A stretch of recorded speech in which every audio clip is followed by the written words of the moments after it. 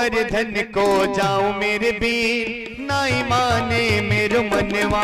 मैं तो गोवर्धन को जाऊं मेरे वीर, ना माने मेरो मनवा। मैं तो गोवर्धन को जाऊं मेरे वीर, नाई माने मेरो मनवा। मैं तो गोवर्धन को जाऊं मेरे वीर, ना माने मेरो मनवा। अरे नाई माने मेरो मनवा, ना माने मेरो मनवा, ना माने मेरो मनवा सखीरी, ना माने मेरो मनवा। अच्छा कौन कौन लोग चलना चाहते हैं गोवर्धन भगवान? उठाइए दोनों हाथ बस। हाँ, जो ही जाना चाहता हो वही हाथ उठाइएगा, अन्यथा सीताराम। कौन कौन गोवर्धन भगवान तक दर्शन करने चलेंगे बताइए, हाथ उठाइए। आधा लोग सो रही है, अभी नहीं पता उनको। सभी लोग उठाएं हाथ, सभी लोग चलेंगे गोवर्धन भगवान की तरफ। कि लेकर अपना तन मन धन, चलो रे चलो सब गोवर्धन। लेकर अपना तन मन धन, चलो रे चलो सब गोवर्धन। लेकर अपना तन मन धन, चलो रे चलो सब गोवर्धन। लेकर अपना तन मन धन, चलो रे चलो सब गोवर्धन। मैं तो गोवर्धन को जाएंगे वीर, नाई माने मेरो मनवा। मैं तो गोवर्धन को जाऊं मेरे वीर, ना माने मेरो मनवा। सात शेर की कढ़ी कढ़ैया, सात शेर की करी कन्हैया, सात शेर की कढ़ी कढ़ैया, सात शेर की करी कन्हैया। तो ब्राह्मण, मैं तो ब्राह्मण, मैं तो ब्राह्मण न्योत जीवाऊं मेरे वीर, नाई माने मेरो मनवा। मैं तो ब्राह्मण जवाऊं मेरे वीर, ना माने मेरो मनवा। मैं तो गोवर्धन को जाऊं मेरे वीर, नाई माने मेरो मनवा। मैं तो गोवर्धन को जाऊं मेरे वीर, ना माने मेरो मनवा। बोले बांके बिहारी लाल की जय। जय हो। सभी लोग आए हैं गोवर्धन भगवान की तलहटी में। आगे आगे सांडिल्य मुनि है मंत्रोच्चार करते हुए, और पीछे पीछे सारे ब्रजवासी और नंद बाबा की उंगली पकड़ करके मेरे कन्हैया और बलदाऊ भैया भी आए। अब सारे ब्रजवासी अपनी छोटी छोटी लुटिया से जल भर के गोवर्धन भगवान को जब नहलाने लगे, स्नान करवाने लगे, तो थक गए बेचारे। आकर के ग्वाले ने कहा, कन्हैया ये 7 कोस लंबे चौड़े तेरे गोवर्धन भगवान और हमारे छोटे छोटे लुटिया से और मटके के जल से भला इनको स्नान कैसे होगा? भगवान ने कहा कि अपनी अपनी आंखें बंद करो। सभी ने अपनी आंखें बंद की। भगवान ने अपनी आंखें बंद करके मन में ही संकल्प लिया, और देखते देखते मानसी गंगा प्रकट हो गई। बोलिए मानसी गंगा मैया की जय। और मानसी गंगा स्नान करवाने लगी गोवर्धन भगवान। इसके बाद में गोवर्धन भगवान का भोग लगाया गया, और सांडिल्य मुनि ने जैसे ही मंत्र पढ़ा, हरि ओम नाभ्यायासीदन्तरिक्षगुं श्रेष्ठो जो समवर्तता पद्भ्यां भूमिर्दिशा श्रोता तथा लोकान् अकर्वयन्। बोली गोवर्धन भगवान की। तो इस प्रकार से जैसे ही भगवान का भोग लगाया गया, मेरे कन्हैया एक रूप से तो नंद बाबा के पास खड़े हैं, और देखते ही देखते चतुर्भुज रूप लेकर के गोवर्धन पर्वत पर प्रकट हो गए। बोली मां के बिहारी लाल की जय। और ब्रजवासियों के लगाए गए भोग को मांग मांग करके हमारे श्याम सुंदर अपने दोनों हाथ, चारों हाथों से ग्रहण करने लगे, और इतनी जोर का जयकारा हुआ कि ये जयकारे की आवाज पहुंच गई इंद्र के दरबार में। इंद्र ने कहा, भाई जयकारा कहाँ लग रहा है? तो उनके एक सेवक ने आके बताया कि इस समय वृंदावन में गोवर्धन भगवान की पूजा चल रही है, कन्हैया ने आपकी पूजा बंद करवा दिया और गोवर्धन भगवान की पूजा करवा रहे हैं। तो इंद्र ने आदेश दिया, जिस समय प्रलय होता है तो प्रलय काल में जो मेघमालाएं आती हैं, जिनको सम्मर्तक नाम का मेघ कहा जाता है। गणम सम्मर्तकम नाम मेघानाम चांतकारिणाम। सम्मर्तक नाम के मेघमालाएं, काली काली मेघमालाएं आ गई और सारे ब्रजमंडल को घेर लिया। इंद्र ने कहा ऐसी मूसलाधार बारिश करो कि पूरा ब्रजमंडल बह जाए। और जैसे ही बिजली की कड़कड़ाहट हुई, बारिश मूसलाधार होने लगी, सारे ब्रज में त्राही त्राही मच गई। सारे ब्रजवासी आए, कन्हैया तेरे गोवर्धन भगवान से बोल कि हमारी रक्षा करें, नहीं तो हम तो डूब जाएंगे। और देखते ही देखते 7 वर्ष के कन्हैया ने 7 कोस लंबा चौड़ा पर्वत अपनी इस कनिष्ठिका उंगली पर धारण कर लिया। बोली गिरिराज धरण की जय। कि नख पर गिरिवर लीनो धार, मेरो छोटो सो कन्हैया। नख पर गिरिवर लीनो धार, मेरो छोटो सो कन्हैया। नख पर गिरिवर लीनो धार, मेरो छोटो सो कन्हैया। नख पर गिरिवर लीनो धार, मेरो छोटो सो कन्हैया। और कन्हैया ने देखते देखते गोवर्धन पर्वत को अपने ऊपर धारण कर लिया। अपनी कनिष्ठिका उंगली पर उन्होंने पर्वत को उठाया। सारे ब्रजवासी उसी के नीचे आ गए, गौ समेत सारी गायें जितनी थीं, ग्वाल बाल सभी लोग पहुंच गए उसके नीचे।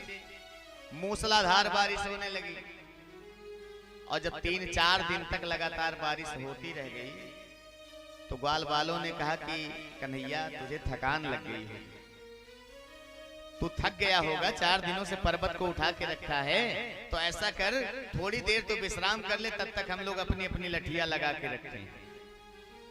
अपनी अपनी लठिया जैसे ही लगाए, कन्हैया ने कहा लगता है इनको भी कुछ अभिमान हो गया है। और जैसे ये लोग लठिया लगाए, कन्हैया ने थोड़ी सी उंगली ढीली की, तब तक चट चट करके सभी की लठिया टूटने लगी। बोले संभाल नहीं तो गया। फिर भगवान ने उठा लिया पर्वत। कहते हैं 7 दिन रात पर्यंत मूसलाधार बारिश होती रही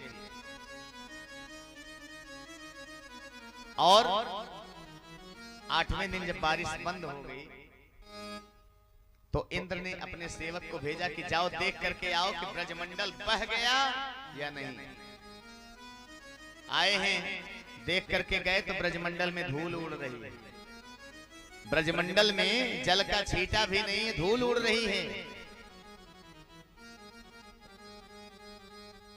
अब बताइए, जाकर के इंद्र को बताए। अब आप लोग भी जरा विचार कीजिए कि 7 दिन रात पर्यंत प्रलयकालीन मेघमालाओं ने आकर के मूसलाधार बारिश किया, इसके बाद भी जल नहीं रह गया। ये इसकी बड़ी सुंदर कथा आती है।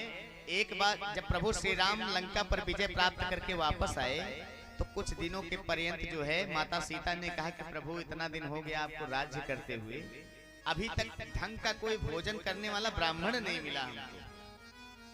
अरे बहुत ज्यादा से ज्यादा कोई 10 पूड़ी, कोई 20 पूड़ी, कोई 60-65 पूड़ी खा ले, इससे ज्यादा थोड़ी खा पाते हैं। लेकिन कोई खाने वाला ब्राह्मण ढंग का नहीं मिला तो भगवान ने सोचा कि माता सीता को भी दिखाना पड़ेगा, तो उन्होंने अगस्त महात्मा को बुलाया। अगस्त महात्मा आए और माता जानकी जो है बढ़िया झरिया से छान छान करके उनको पूरी प्रसादी और सब्जी जो कुछ था देने लगी। और अगस्त महात्मा से बोली, 56 प्रकार का सजा करके कटोरी बड़े वाले परात में लेके आए, उनके सामने रख दिया उन्होंने। अब बेचारे अगस्त महात्मा केवल ऐसे भोजन को देख रहे हैं इसे। तो माता जानकी ने कहा, बाबा क्या बात है, आप प्रसादी ग्रहण कीजिए। अगस्त महात्मा ने कहा कि मैया कोई बात नहीं, बस ऐसे ही देख रहा था कि ये कटोरियां छोटी छोटी आंख में डालूं या नाक में डालूं, कुछ पता नहीं चलेगा। तो माता जानकी ने सोचा कि हाँ लगता है ये खाने वाला ब्राह्मण है, बढ़िया है। तो माता जानकी ने कहा ठीक है बाबा कोई बात नहीं, आप भोजन प्रसाद ग्रहण करो और जब आधा पेट हो जाएगा तो पानी पी लीजिएगा। अगस्त महात्मा ने कहा मैया अभी प्रारंभ तो करने दो हमको। अगस्त महात्मा का भोजन प्रारंभ हुआ, घंटे 2 घंटे बीते, 3 घंटे बीते, 4 घंटे बीते, देखते देखते 24 घंटा बीत गया, लेकिन भोजन चल रहा है। माता जानकी आई, बोली बाबा आधा पेट हो गया तो जल ग्रहण कर लीजिए। बोले मैया अभी तो हम प्रारंभ कर रहे हैं, अभी आधा पेट कहां। कहते हैं जानकी मैया की तबीयत बिगड़ने लगी। जितने भंडारी थे उस नगर में सारे परेशान हो गए। गणेश जी को बुलाया गया, दोनों पत्नियों के साथ रिद्धि सिद्धि के साथ आए। रिद्धि सिद्धि उनको पूरी बेल बेल के देती जा रही है, गणेश भगवान झरिया से झाड़ झाड़ के निकाल रहे हैं। 7 दिन रात पर्यंत अगस्त महात्मा भोजन करते रहे। माता जानकी ने देखा कि अब तो बड़ी दिक्कत हो जाएगी, सभी की तबीयत बिगड़ने लगी, तो जाकर के राम जी के चरणों में निवेदन किया है। तो राम जी आए हैं और धीरे से इशारा करते हैं अगस्त महात्मा को, महाराज बस करो।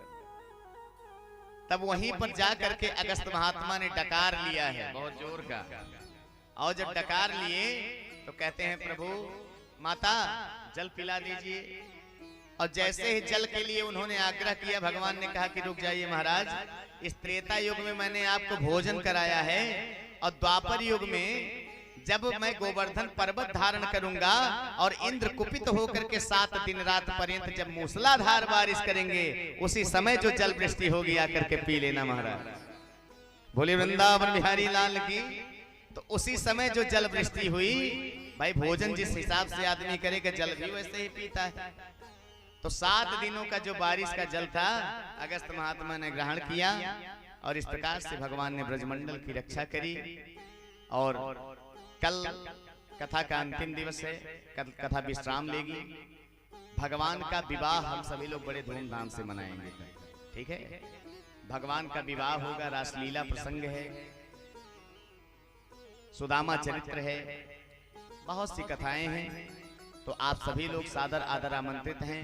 हम चाहेंगे कि कल जो है और ज्यादा भीड़ में कम से कम दिखा दीजिए कि यहाँ गुलाल सराय में भी लोग निवास करते हैं। नहीं तो हम लोग ऐसे जाएंगे, जहां जाएंगे वहीं कहेंगे वहां तो कोई था ही नहीं, वहां बहुत कम लोग, बस 10-20 लोग आते थे। आखिरकार कम से कम जहां हम लोग जाएं वहां आप लोगों की बड़ाई करें कि हाँ वहां के भक्त बड़े अच्छे थे, वहां की माताएं बहनें बहुत अच्छी थी, कि कम से कम भारी संख्या में भीड़ लगी रहती थी कथा सुनने वाले। तो कल भारी से भारी संख्या में आप सभी लोग आए। कल कथा का विश्राम दिवस है और रात्रि में ही हम लोगों की विदाई होनी है। परसों हवन होगा, क्यों भैया? परसों जो है हवन होगा, हवन के बाद भंडारा होगा। तो कल आप सभी लोग भगवान के मंगलमय विवाह उत्सव में सादर आदर आमंत्रित हैं। आइए 2 बार भगवत नाम का आश्रय लें, इसके बाद में फिर आरती करवाएंगे। इसी के साथ वाणी को विराम करेंगे।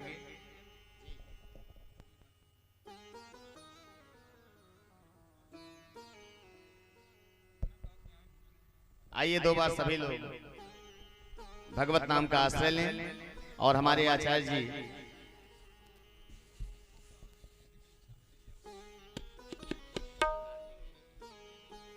हाँ देखिए, एक निवेदन करेंगे कि गोवर्धन भगवान का भोग सांडिल्य मुनि ने लगा दिया, लेकिन अभी आप लोग पहले हमारे यजमान जी आएंगे, ठीक है, और यजमान के समस्त परिवारी जन आएंगे, और जितने भी भक्तगण यहाँ माताएं बहनें बैठी हैं बारी बारी से आकर के सभी लोग यहाँ भोग लगाएंगे भगवान का, ठीक है। सभी लोग भोग लगाते रहें और भजन का आनंद लेते रहें।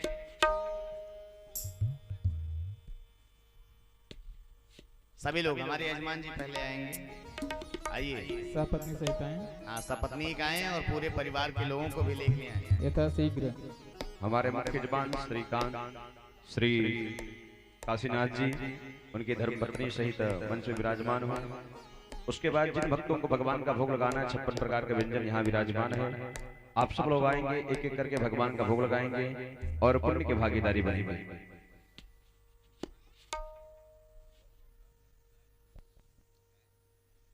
जैसा कि महाराज जी ने बहुत सुंदर पावन कथा आप सबको श्रवण करा रहे हैं। कल भगवान का विवाह उत्सव होगा, कंसवध होगा, विवाह उत्सव होगा, सुदामा चरित्र होगा। बहुत ही सुंदर कथा, पावन कथा आप सब लोग रसास्वादन करेंगे। कल मां रुक्मणी और श्री कृष्ण भगवान का बहुत सुंदर तरीके से विवाह किया जाएगा। भगवान किस प्रकार रुक्मिणी मैया के साथ विवाह करते हैं, बहुत ही सुंदर कथा है, बहुत पावन कथा है, बहुत ही आनंद आएगा।